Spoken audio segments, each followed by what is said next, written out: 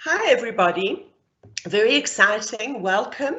My name is Ashleigh Cohen. I am the academic head at LISOF, and welcome to tonight's honours evening for the 2021 intake. It really is very novel having a live webinar. I'll tell you at the end whether I enjoyed it as much as I've always enjoyed the events that we've had on campus, which have always been very, very successful and lots of fun. But I think we're going to have a great time this evening. We've got some fabulous presenters that we're going to be chatting to, and you can also engage in the live Q&A, and Tanya is going to answer all your questions. And let's get started, because I'm excited to be able to speak to our fabulous guests that we've got with us this evening. Just a little bit about the honours program. So our honours program was accredited back in 2012. I was about to say 2012, in 2012, and it was reviewed and redesigned post reaccreditation for the 2020 academic year. The honours program has always been a LISOF flagship program. It really is a prestigious program. We keep the classes small.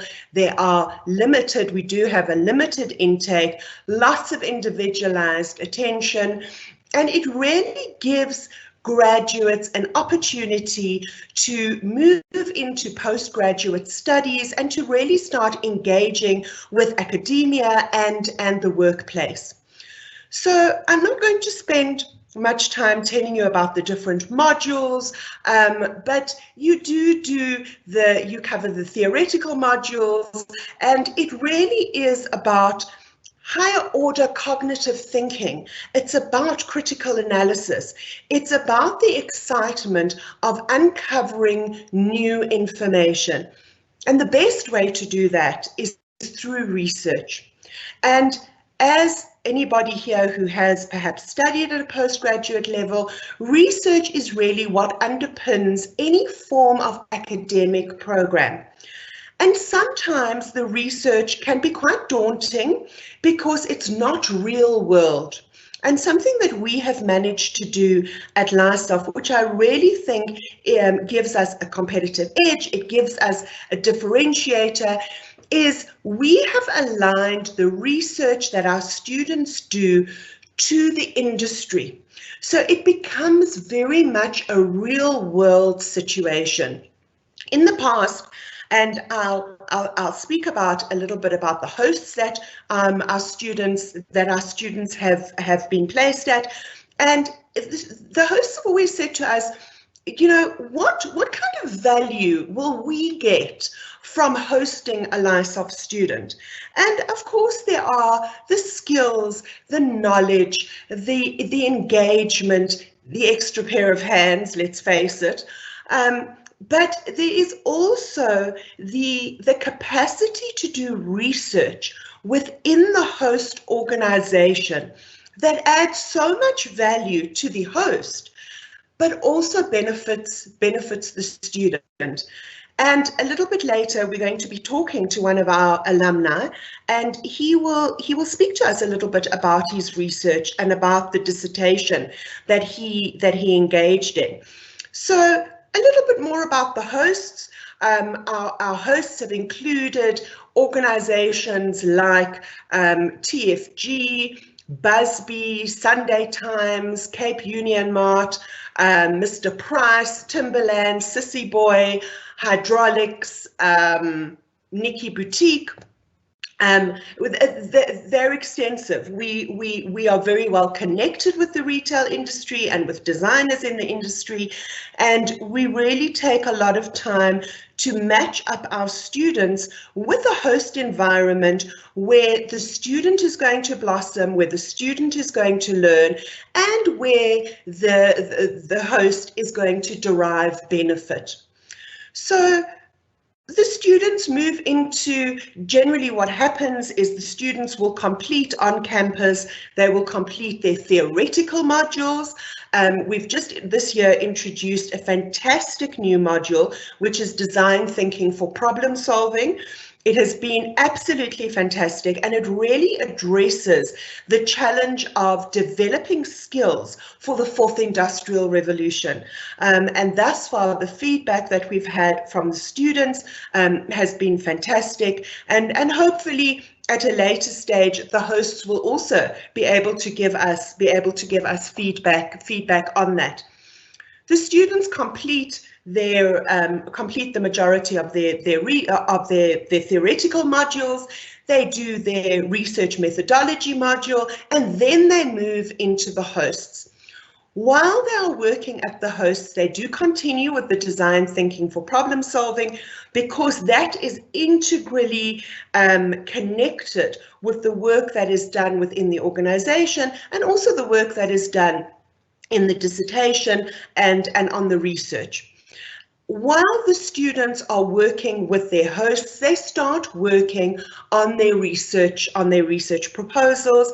They are all allocated individual supervisors, and they work very closely together with the supervisor, but also with the host as well, in terms of collection of data and being able to put together a really good research project. I'm just going to read out some of the interesting research projects of the last year or so. Inspiration or imitation, examining the influence of social media and trend forecasting platforms on lives of fashion students' creative design processes. The effect of impulse buying, I need this one, but I'm not a millennial. The effect of impulse buying on South African millennials. Fashion media on Instagram, the psychological impact on the self-image of clinically depressed Instagram users. Outmoded fashion education. Is South Africa's current fashion curriculum design ready for the fourth industrial revolution? The retail industry, a sustainable approach to sampling and textile waste. So really interesting and really very relevant topics that the students are looking at. What we also try and organize for the student while they're there, and it's generally a period of about 3 months, is that they get a stipend on a monthly basis.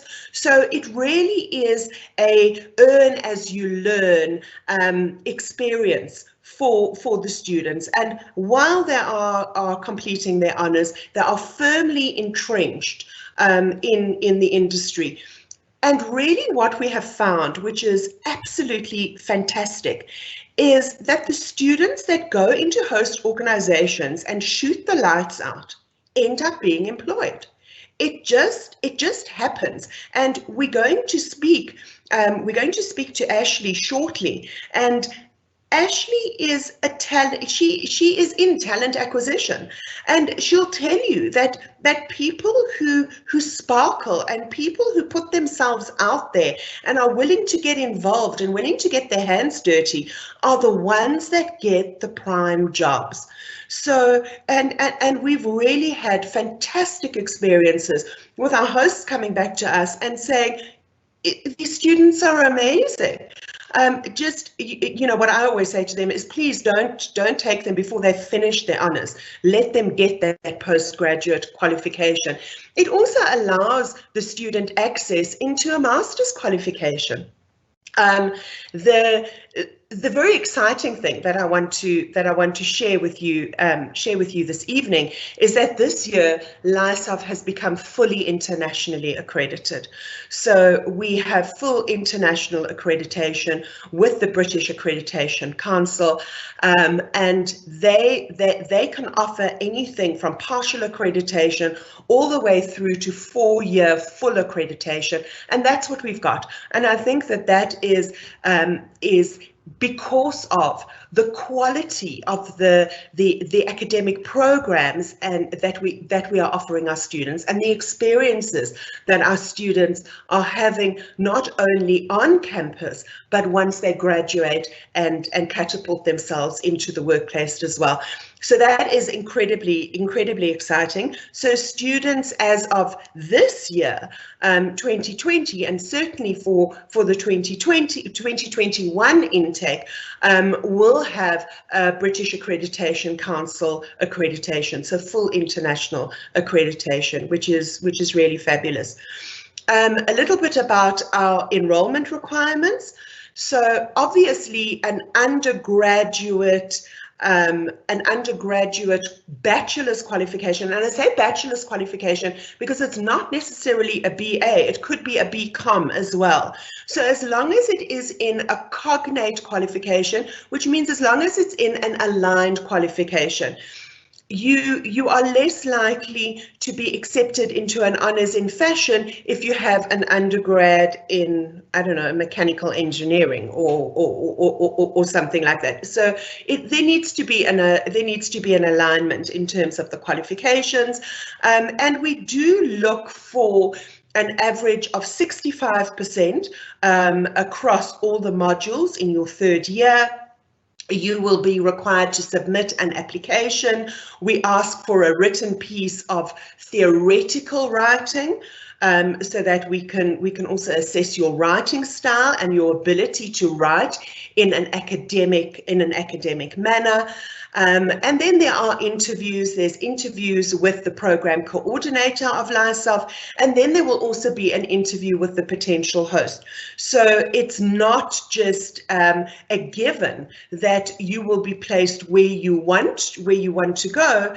You need to apply for that placement, and both the host and the student need to be happy with each other so that they can make a go of it and that it works.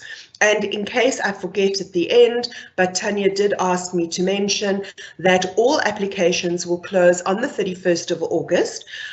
Please speak to Tanya about that, and please get the applications in as soon as possible, because as I mentioned earlier, we do keep our classes small, and hence there is limited space.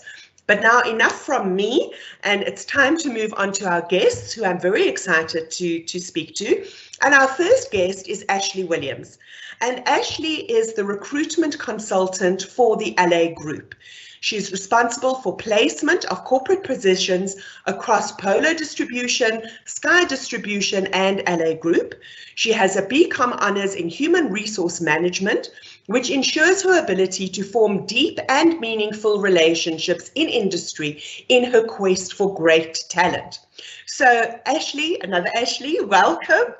And we're very excited to have you with us, and thank you for taking the time. Let's start by asking you, why did you choose to work in the fashion industry? Hi, Tanya, Ashleigh. Sorry, good evening. Thank you once again for letting me have the opportunity to address everyone tonight. So just to get back to your question, if the way that I can put it is basically the retail industry selected me, and I must be honest, I'm quite happy that it selected me. Obviously, when I was doing my studies, I was finishing up with my final year of honours, and I got the opportunity to join a company called Footwear Trading as an HR administrator, and obviously they were in the retail industry. I've always been one that loves or has a passion for fashion, if I can put it that way. So I was very lucky in that sense that I kind of got the job in the industry that I want to be in. I love the way that you say that retail chose you, not you chose retail. And I think a lot of people in our industry will say that it chose us. It speaks to us. I've tried to move out of the industry. It didn't work. I came back. It does. It speaks to us. So how did you get into the talent acquisition? So it was kind of a bittersweet moment, because when I obviously initially got my HR admin position at Footwear Trading, I unfortunately undergone a retrenchment. But with that, I was lucky enough to then get this opportunity with Ashleigh Group, where basically, once again, I feel like the position chose me, because the position was obviously for recruitment consultants, obviously your talent acquisition. And it was at the time where I wanted to explore another facet of HR, but still within the retail industry. So I was quite lucky that that opportunity came up for me. Fantastic. So then you obviously know quite a lot about the different skill sets that candidates need to be successful in our industry. Can you tell us a little bit about the skill sets that you look for? Definitely. So, you know, I've obviously been dealing with LISA for 2 years now, and we host internships from a polo perspective twice a year. And with regards to that, when we are interviewing the students, we look for characteristics such as passion, drive, flexibility. Determination and persistence is definitely key, especially when you have to get involved with the nitty-gritty stuff. The ability to work in harmony with our co-workers, but probably the number one thing that we definitely always look out for is their eager and willingness to add their knowledge and their knowledge base and skill set to the internship. You know, the way that we view an internship at Polo is that it is beneficial for both parties. And the reason why I mention that is because as much as we need the interns to assist once again with the nitty-gritty stuff, it's as much as they need us to learn from the practicality of what this industry takes and what is needed to persevere in this industry.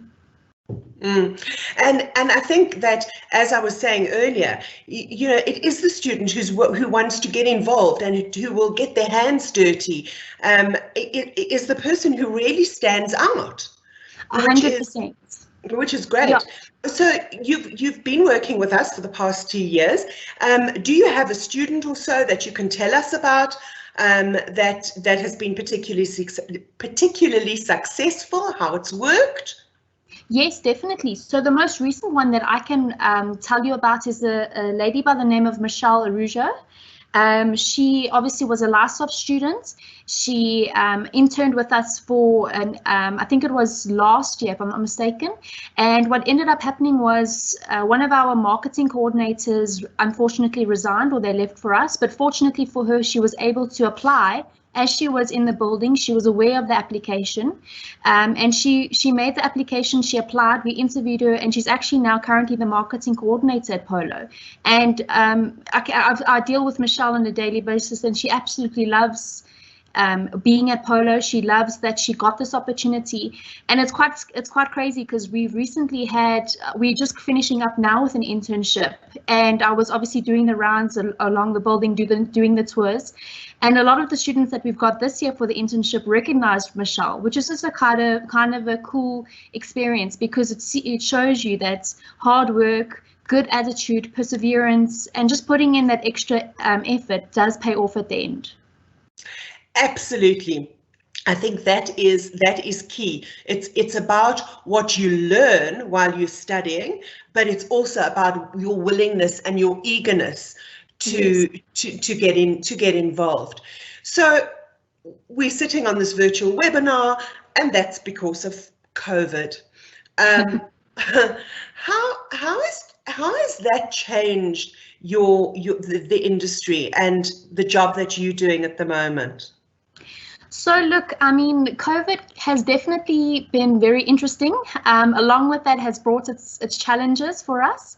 But the one thing that I can actually say is we're actually resilient in the way that we can overcome those challenges and identify new ways of dealing or doing old way of things.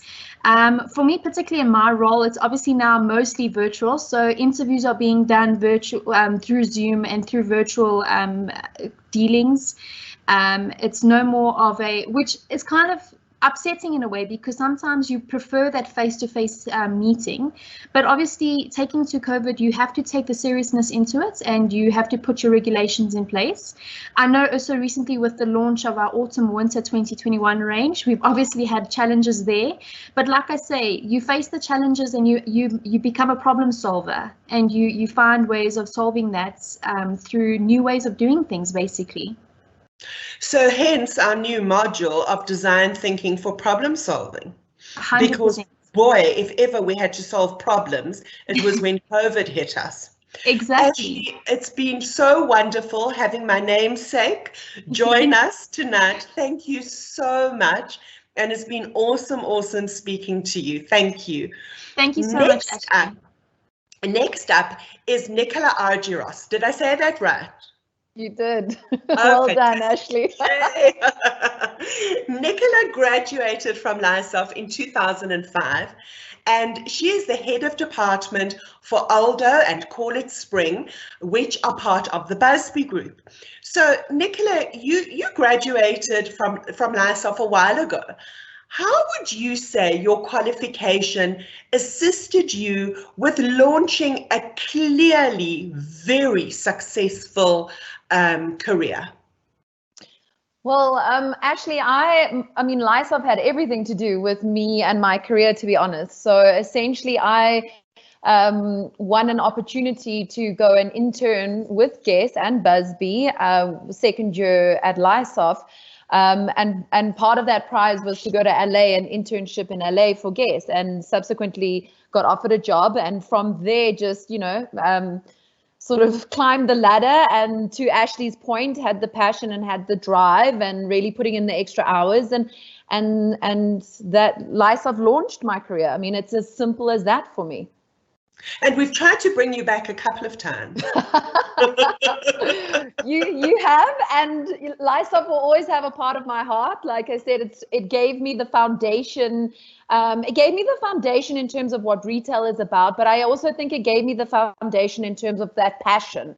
And also, to be honest, the networking aspect, which I think a lot of people maybe overlook or forget, but that networking aspect of meeting everyone in the industry and making that connection is vital in terms of growing and launching a career. Absolutely. So tell us a bit about what you do at Busby. So as you said, I head up two brands, so one being Aldo and Call It Spring, and essentially I sort of do the strategic thinking around the brand and look after the brand from a holistic point of view. So that's across buying, planning, marketing, procurement, logistics, and operations. So it's very much a holistic view of ensuring that the brand in the marketplace is where it needs to be, and that sales are met and that customers are happy. Awesome. So some of the Lysof students that you've worked with, give us some insights into them. What have you liked about them? And let's talk about maybe students that you've perhaps hosted, but also students that you've taught when you've lectured for us.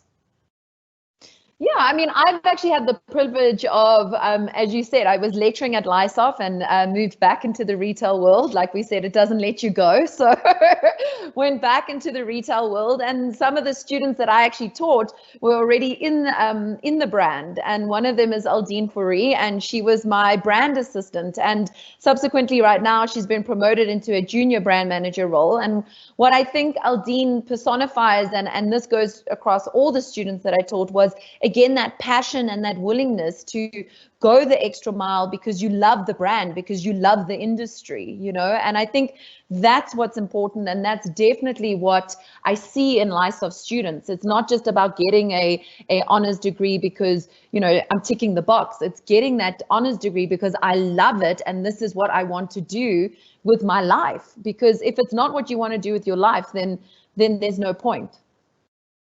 And I think, you know, I agree with what you've said, absolutely. And, you know, if I think about what Ashleigh Williams was also saying, it is about that passion, and it is about the energy that we just seem to have. And we seem to also need it, though, to be able to flourish within this type of industry. Now, I don't think, and correct me if I'm wrong, the glamour and the glitz of being a buyer and heading up a brand, it is there. I mean, we know it's there, but tell us a little bit more about what it's really, really like. It's you're right, Ashleigh. So there is a little bit of the glamour and the glitz there, which, you know, you got to hang on to. And but I mean, I think the nuts and bolts of it is getting down to the fact that you're running a business, right? So essentially, and everything that comes with that. So you are responsible to reach certain KPIs. You are responsible in driving revenue, in driving that customer journey, ensuring, for example, your omni-channel is on point. It's ensuring that the brand brand experience and that your sales are on point and that you're relevant, especially in this ever-changing environment. So I think, and to that requires the late nights, that requires the weekend work, that requires the going above and beyond. And you might have put in your 9 hours behind your computer, and then you're putting in an extra 5 hours at the store. So but you love it, so you want to do it, which is so important. And I really hope that there are some current undergrad students who have joined us this evening, because I think what you're saying is so important. And I often have students saying to me, but why do we need to do the commercial subjects? And not understanding about the fact that you do need to do maths, and you do need to do finance, and you do need to do supply chain, and you do need to do all of these things, because you have, as you say, KPIs that need to be met, and you need the skills to be able to do that. And I remember the first time I saw the word omnichannel, and I had to try and figure out what it meant. So Nicola, just in terms of being one of our hosts, what are your expectations of a student when a student is placed with you? So, Ashleigh, it goes almost to I can't even say retail 101. It goes back to just that sort of attitude 101. I expect people to be on time. I expect people to get deadlines done. I expect the passion, and I expect someone to go over, above and beyond. And I know we keep saying that, but that really is what drives success in this business. And I think I also expect students or interns to be open-minded and sort of very resilient to a point. Yes, you might have come into this internship expecting to, be part of the buying team, but perhaps the marketing team really needs assistance. And so, maybe for that week, you're going to be in that department. But instead of looking at it as in turn of, well, that's not what my expectation was, it's more about, okay, well, how can I learn from this opportunity? And I think that's what I really look for, is someone who's just so eager to learn all aspects of the retail environment from a holistic point of view. And I just want to say one other thing, Ashleigh, to the number thing, because I agree with you. I was all creativity and design, that's my passion. But the numbers and the finance, I think what you start to learn is that there's creativity in that. And once you unlock that, man, it's a great, great show. I agree. I mean, I think numbers and data tell wonderful stories. They really do. Yeah, it's trained research. But, Nicola, thank you. Exactly. And I think what you've said, and now I'm losing my train of thought. What you were saying there in terms of what your expectations are of the student is those skills that you're talking about. Those are the fourth industrial revolution skills. They are the new age skills that are incredibly difficult to teach somebody. It's not like teaching somebody how to add 2 + 2 or how to write an essay. It's enabling them to be able to solve problems, to get involved, to think out of the box. And it's come across very clearly that is evidently very, very important. Nicola, thank you so much. And thanks for being with us. Thank you so much. Our next guest this evening is Mariam Mohamed. And Mariam graduated from LISOF in 2014. She started her career with Edcon as a trainee buyer and was part of the internal Edcon Employee Development Program, which is a seriously prestigious program to become involved in. And she was then successfully transitioned into various buying positions across the Edcon group before she joined Timberland as their national buyer. So Mariam, welcome to you. I can't see you. Can you turn your camera on? The camera is on. Can you see me now? Okay. Yeah. Oh, There we go. I've got you. There we go. No problem. Got you.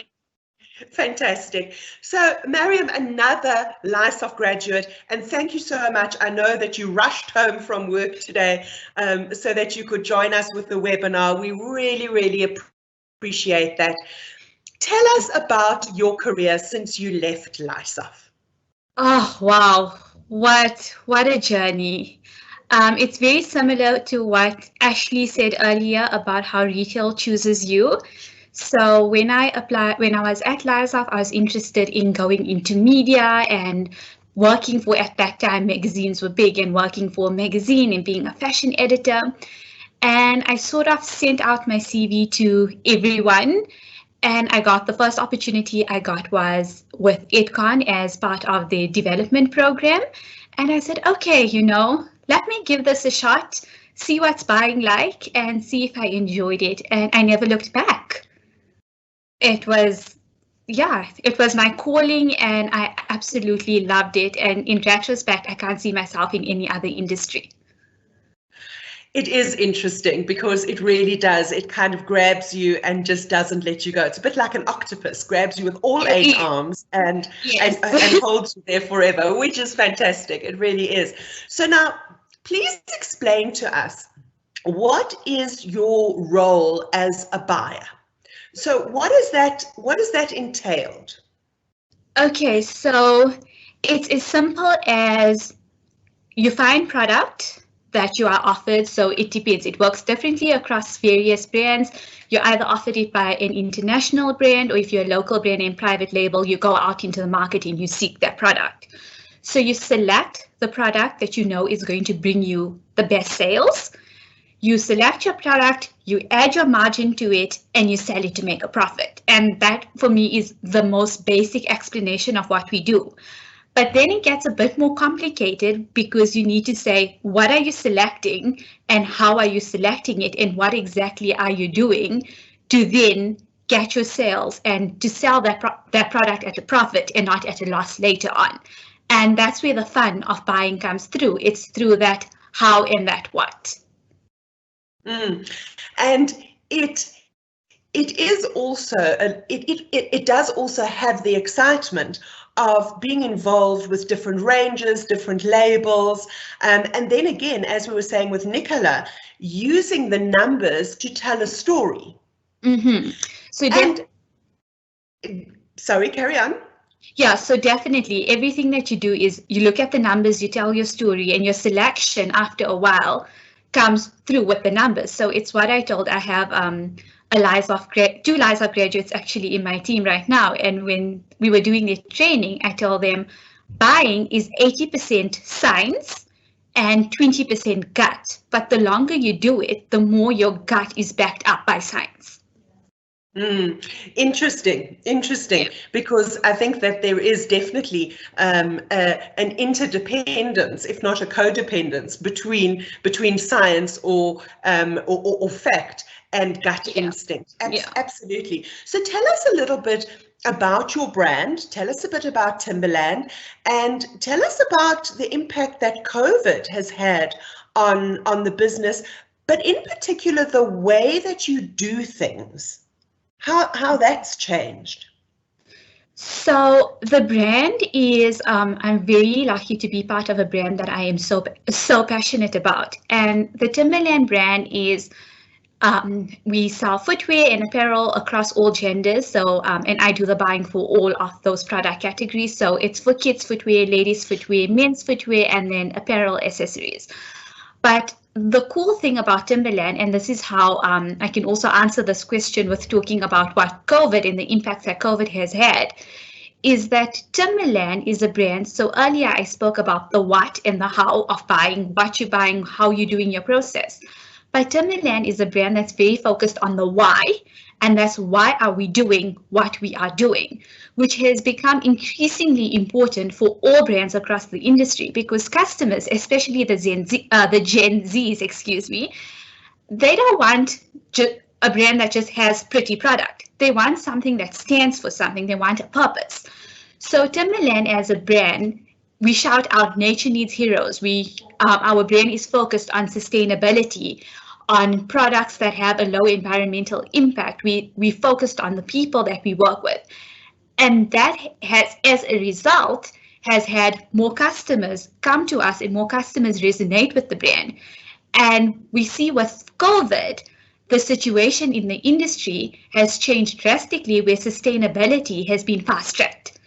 So we see a lot of customers are now questioning where are they placing their money, because they only have, it's like you have a pie and your pie is supposed to go to so many people, but now the pie is getting smaller and smaller. So who are they sharing their pie with? Who are they spending their money with? And that's why sustainability has become so important. And we've seen with the communication we've had with our customers during lockdown and after lockdown, we've managed to retain a very loyal customer base, and that's because we have a strong purpose that was communicated. So with COVID, we see a lot of brands who haven't been on the sustainability. We see a lot of brands catching up to that to be more sustainable. And we see a lot of brands trying to get to that core point that can resonate with the consumer. Whether their purpose is sustainability or people or anything else, COVID has definitely pushed the industry to care more, and that's great news. I really love that, and I think that you're absolutely right, that more and more people are wanting something that is meaningful. Mm-hmm. That, you know, and I know that in some instances we are looking to move towards slow fashion as opposed to fast fashion.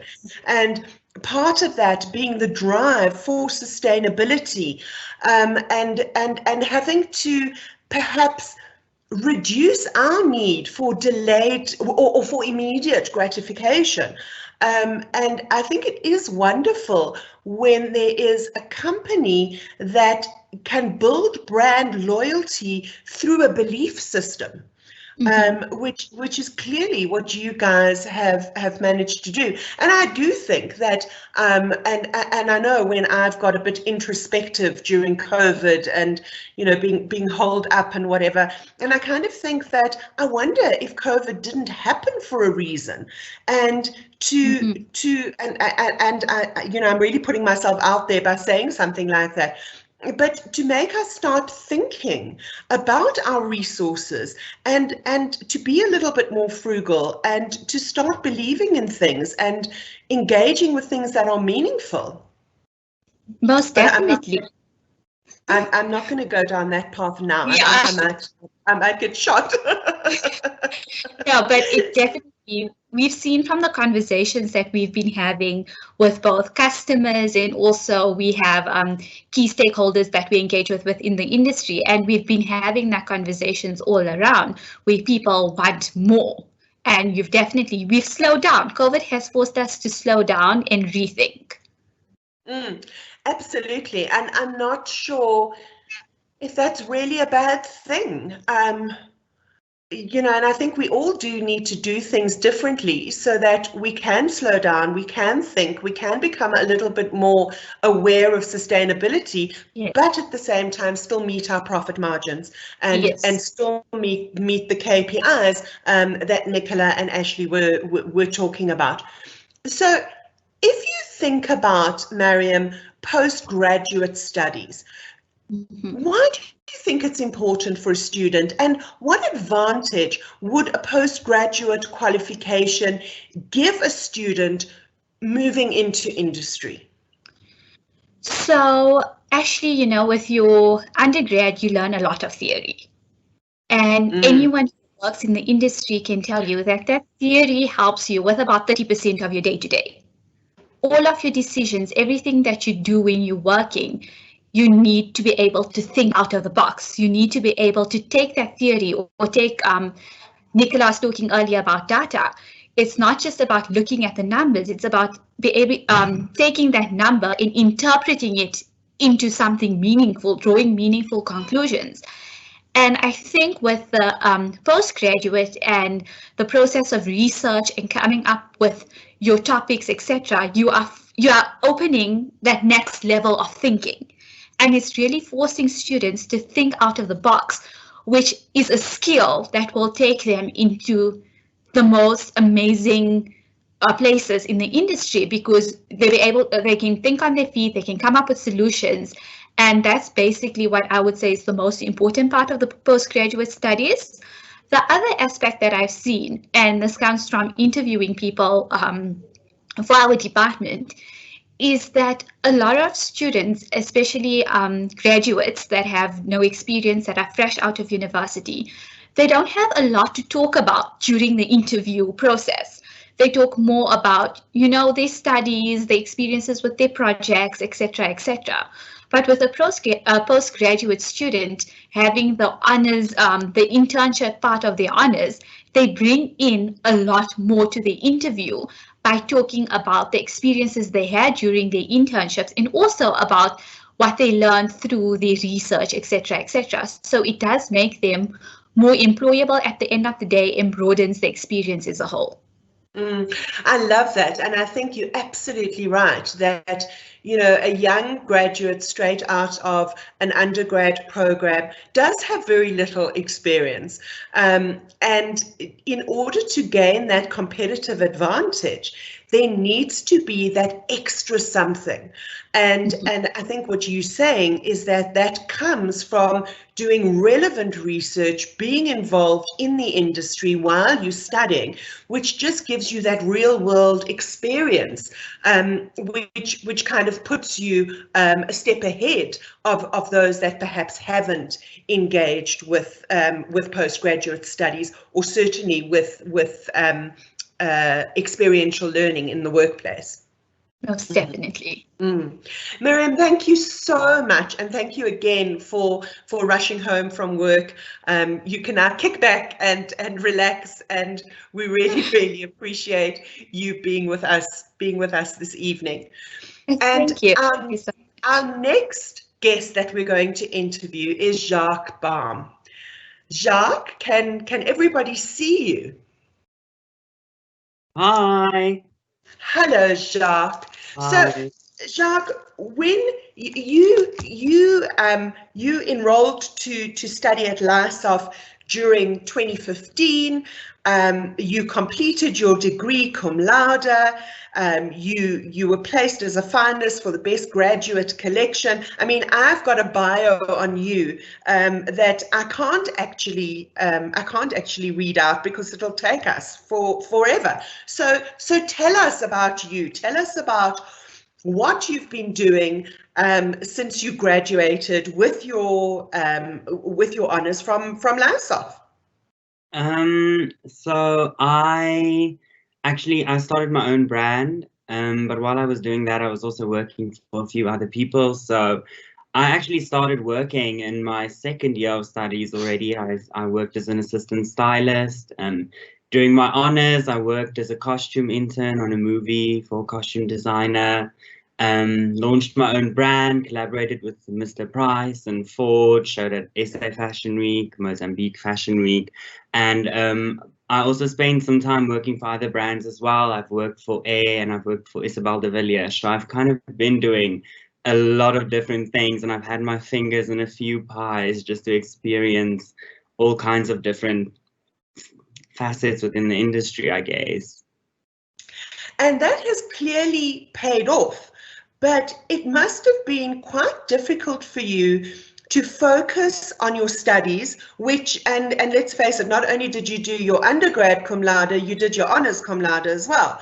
And focus on your studies, do your internship, do your research, and still be out there like the octopus with tentacles in every single facet of the industry. How did you manage that? How did you, something that students ask us is, how do we balance studying and working?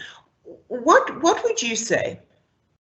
The thing is, I think that's one of the reasons I chose to do the honors at LISOF, and what makes it so great is the fact that it's part-time, and the fact that you study after hours and you spend your free time over weekends doing your projects. But that means that you have a lot of time during the day, not only to do your projects, but you can also have a lot of time to do work. And it gets stressful, the hours get long, but I mean, in this chat alone, we've heard the word passion so many times, and I think that's kind of what drives you. And I think with honors, it's a bit easier to juggle than studying a BA full-time because it is part-time and you go to classes in the evenings. Well, we did. I don't know if it works like that anymore, but I think that kind of helped us out a lot. I think I'm really appreciative of the fact that LISOF planned the honors degree in such a way that it also allows us to spend time on our own projects or our own kind of career paths while studying, which I think helped me a lot. I never really ran into too much trouble with that. So yeah, that was.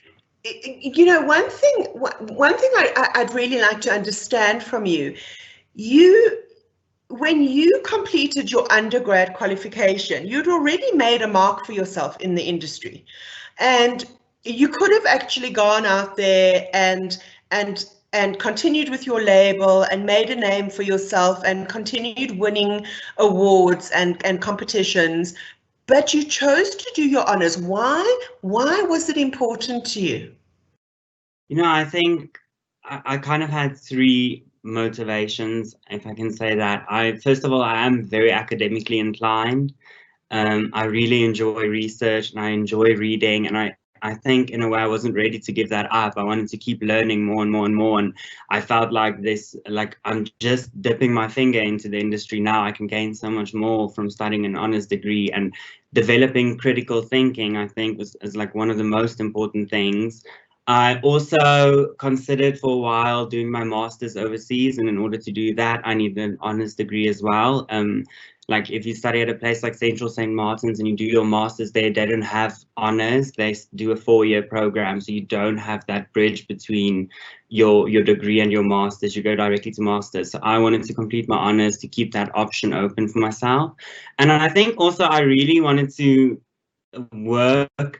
I wanted a workplace experience that was different to the things I've been doing. I wanted to kind of see what else there is, and I wanted to try my hand at something a bit different and see if maybe that's not something that would speak to me as well, which, yeah, I think as designers, we are allowed to do a lot of different things and not only confine ourselves to one kind of skill set or career path. I think that is absolutely essential. And it's certainly what we say to students when they ask questions around the more commercial or contextual modules that we offer, that it's not just about the designing and the creation of the artifact. It's also about developing knowledge and skills in critical thinking and problem solving and all of those things that you've mentioned. So tell us about your dissertation and where you were for your honors placement. So my dissertation, I wrote my dissertation on the relationship. It was called The Relationship Between Conceptual and Commercial Fashion, a Millennial Perspective, or the Millennial Perspective in South Africa. And what I really wanted to do is I wanted to use the dissertation project as a way for me to research something that I thought might be valuable for me in my own business. So what I ended up doing is I interviewed millennials, showed them a bunch of more conceptual fashion imagery versus more commercial fashion imagery. And I really wanted to gauge how the consumer responds to these different types of images and what value your business can derive from having both or one of the two images in terms of sales, in terms of brand awareness, connection with your consumer, those kinds of things. And I think the dissertation, which was really cool for me, taught me a lot about how to think about the imagery that my brand produces and how to make sure that images speak to customers in a way that they can understand without me thinking, you know, let me put this out there, they will understand that, and maybe they don't. It was a really, really interesting project. I really, really enjoyed that project. For my workplace placement, I did something a bit different. I went and worked for a costume designer called P.F. Hennings, quite an acclaimed costume designer, so it was quite daunting. And together we worked on a local movie for 3 months. So that was quite interesting. It was yeah, there's something in between. It was, yeah, it's like styling, but a completely different way of styling, a real world type of styling and a real world type way of telling stories. And I think it's something that helped me a lot as well in my own business, just doing that, even though it's something completely different from what I'm doing now. But I think, I mean, that's incredible, but I certainly think that the biggest thing that I'm picking up from what you are saying is that you need to collect your experiences from a number of different areas, and you need to be open to all of these experiences and to put them all in your basket and to use them for the process of development and self-development. Yeah, definitely. I think it's very important. I think as human beings, we are so kind of complex that when you look at your career path, it should kind of mimic that as well. And that's kind of what makes you unique, I think. I think it's very important to explore as much as you possibly can, because you never know what might speak to you. And I think it goes back to that old adage of people saying that your brain is really like a sponge. And just sucking up everything that you possibly can, and using it for your benefit, exploiting it for your benefit, which you've clearly done incredibly successfully. So Jacques, what advice can you give to students who are perhaps thinking about, should they study postgrad, shouldn't they study? You know, it's quite a tricky time for a young adult. They want to leave college, leave university, they want to become independent. There's the possibility of earning a salary, doing a job. So why study postgraduate? Why spend another year studying an extra qualification? Well, you know, I think the biggest benefit is definitely learning critical thinking. I'm kind of upset that you have the new subject. I wish I could have had that. It sounds amazing. I think I would have had. Well, I think what we're going to do is we're going to chat to you offline, and maybe you can come in and help us with the evaluation and the review of it, because I think you'd be perfect for that. Oh, thank you. That would be amazing. I would love that. Yeah, I think, first of all, critical thinking is very important. I find myself, especially now, critical thinking and problem solving is a massive kind of hurdle that we need to get over, especially now. But I think the thing about honors is you need to remember it's a very academical or academic qualification. It's not necessarily very practical. So it's about knowledge, and it's about learning how to research and how to look at a problem from a practical perspective and how to solve a problem. And I think definitely if you want to study honors, the best advice that I can give is to really think about what you want to do with your honors. I think the nice thing about honors is that it's so flexible, and you can kind of research what you want to research, and you can kind of decide what you want to learn. And if you're really smart with honors and there's something that you can really research that will add value to your career path or your own business that you're maybe looking to start, then definitely it's a great opportunity to do that with some guidance and not go in blindly, and understand how to look at problems and how to solve them in a way that makes academical sense, yet is like practical. And I think that to me was the biggest gain that I got from honors, was being able to research something that I wanted to research for once. It wasn't that you get a brief or that you get a this or that. It's that you are able to build what you want to build and build your knowledge base very specifically around a subject that you would like to know more about. Obviously, there were other subjects as well, and I think it's cool that it's not about writing tests. It's about being presented with problems and situations to analyze and judging how well you are able to do that. And I think it teaches you a lot of practical skills around how to approach problems and scenarios and how to fix them, essentially. I think that, I mean, I really think that in a nutshell, that sums up what the postgrad qualification is all about.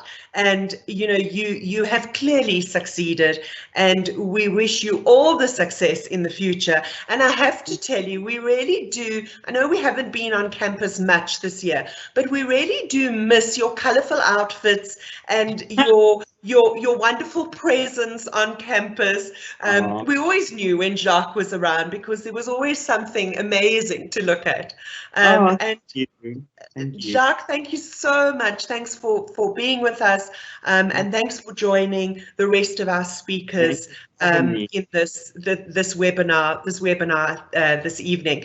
So guys, that brings us to an end. I certainly am feeling incredibly energized by the people that we've spoken to this evening. So Ashleigh, Nicola, Mariam, Jacques, thank you so much for joining us and for just sharing so many of your experiences and your insights with us. I have been asked to announce that if people joined late and want to catch the whole webinar, it will be on our LISOF YouTube page later next week.